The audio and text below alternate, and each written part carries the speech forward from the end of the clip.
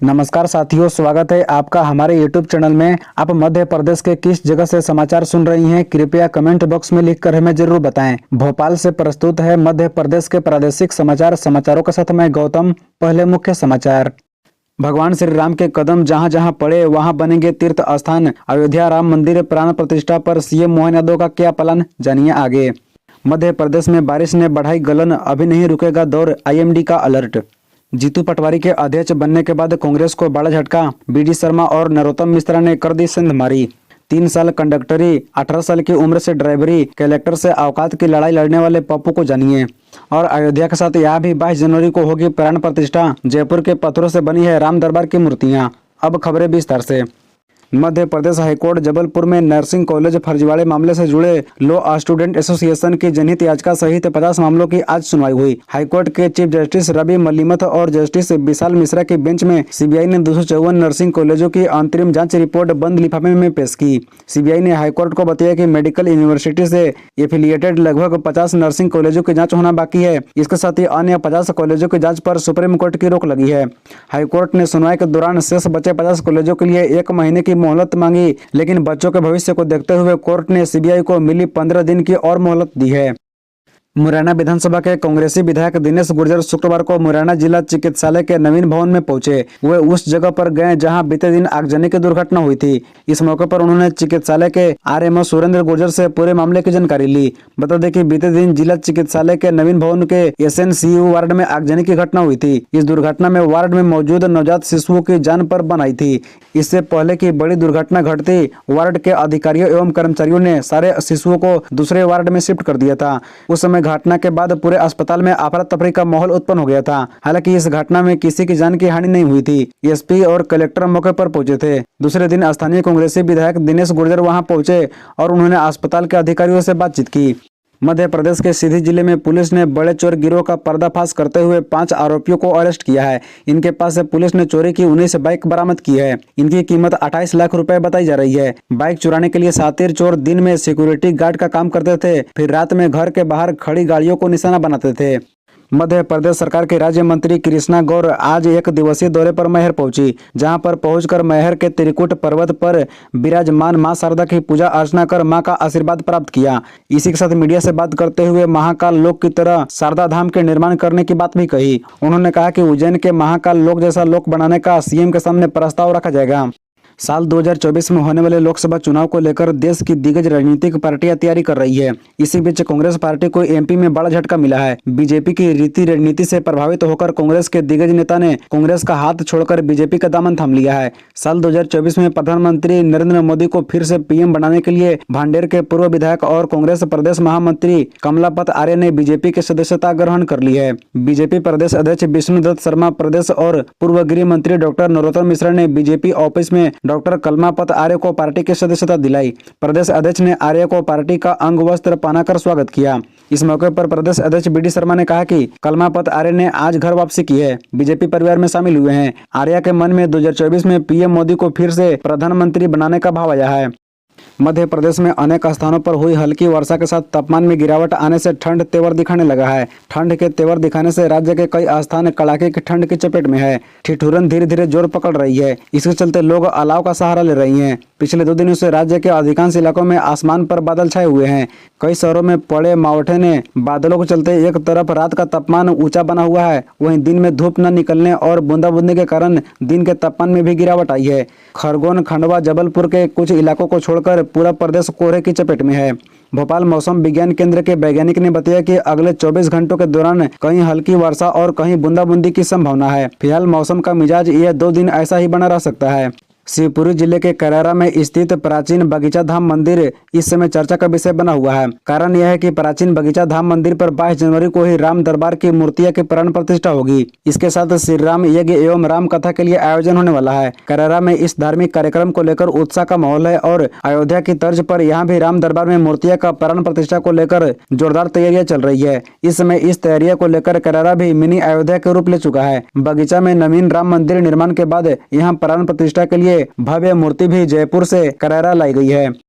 औकात की ही लड़ाई लड़ रहा हूं। भरी मीटिंग में कलेक्टर को जवाब देने वाले ड्राइवर की चर्चा पूरे देश में हो रही है। साथ ही औकात दिखाने वाले कलेक्टर किशोर कर्नल पर सरकारी कार्रवाई हो गई है, उन्हें पद से हटा दिया गया है। इसके बाद ड्राइवर पप्पू अहिरवार एक बार फिर से चर्चा में आ गए हैं। पप्पू अहिरवार मूल रूप से शाजापुर जिले का रहने वाला है। वह चर्चा में तब आया जब हिट एंड रन कानून को लेकर कलेक्टर के साथ मीटिंग चल रही थी। कलेक्टर के सामने जब उसने मुद्दा उठाया तो गुस्से में उन्होंने कह दिया कि तुम्हारी औकात क्या है। इस पूरे प्रकरण में ड्राइवर पप्पू अहिरवार ने मीडिया से बात करते हुए कहा कि मीटिंग के दौरान मैंने कोई बिंदु उत्पन्न नहीं किया है। मैं सिर्फ अपनी बातों को रख रहा था कि बड़े अफसर हमारी समस्याओं को सुनेंगे। ट्रक ड्राइवर की समस्याओं को उनके सामने रख रहा था जो आए दिन हम झेलते हैं। पप्पू अहिरवार ने कहा कि मैं उन्हें बता रहा था कि पुलिस और आरटीओ का व्यवहार हमारे साथ कैसा होता है। एमपी सीएम मोहन यादव ने कहा कि अयोध्या में 22 जनवरी को राम मंदिर प्राण प्रतिष्ठा के दिन मध्य प्रदेश में जश्न मनाया जाएगा।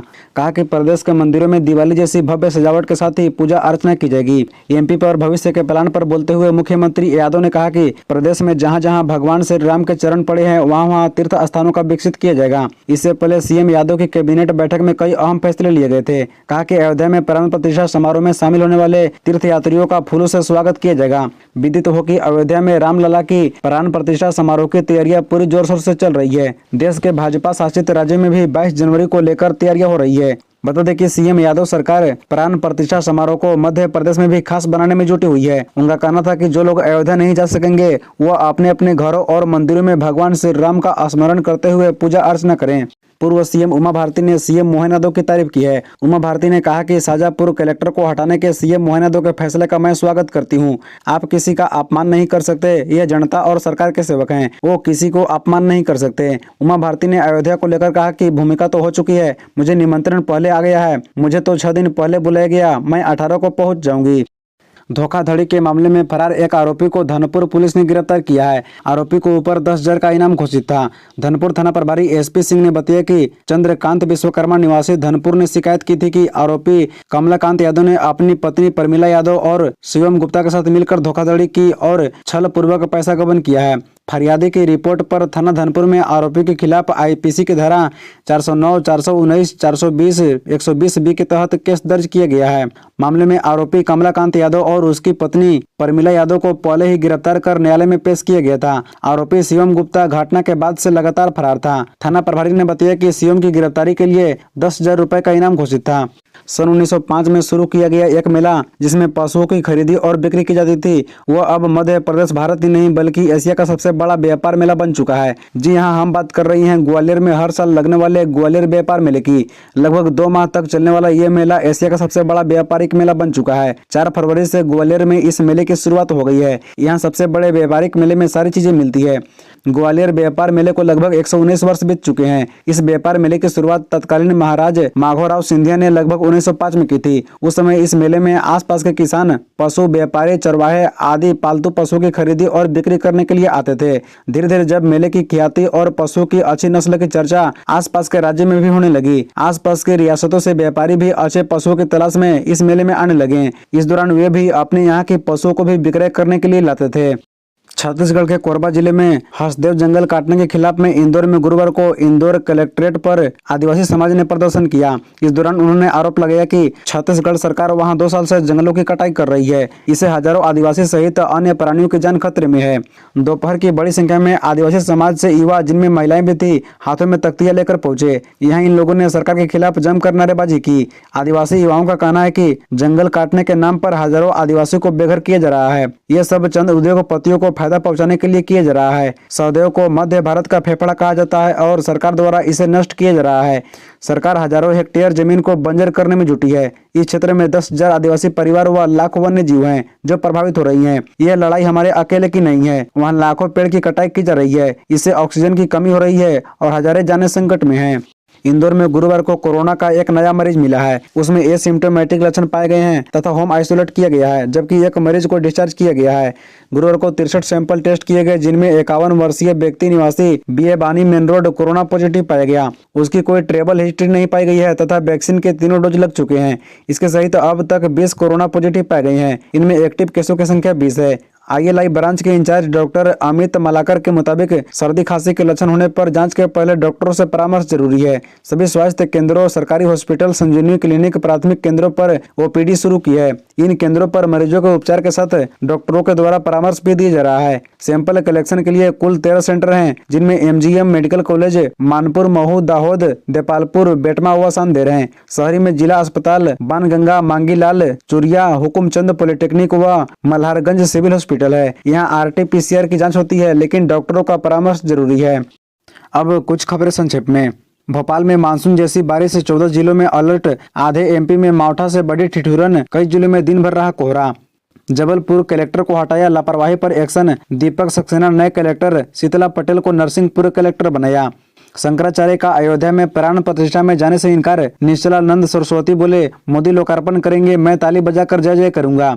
शक्ति नगर वैभव विहार में आज बिजली कटौती। भोपाल के 15 इलाकों में सप्लाई नहीं। सुरभि विहार दीपनगर में भी असर। नौकरी लगवाने के नाम पर लाखों की ठगी। पुरातत्व विभाग के अधिकारी पर धोखाधड़ी करने का आरोप। कलेक्टर SP से शिकायत। 4.5 घंटे रीवा में रहेंगे मुख्यमंत्री। जगह जगह सजाए गए स्वागत मंच। NCC मैदान में बनकर तैयार हुआ वाटर प्रूफ पंडाल। और ठंडी के चलते स्कूलों में समय बदला। कलेक्टर ने जारी किया आदेश, 5वीं तक की कक्षाएं 10 बजे से चलेगी।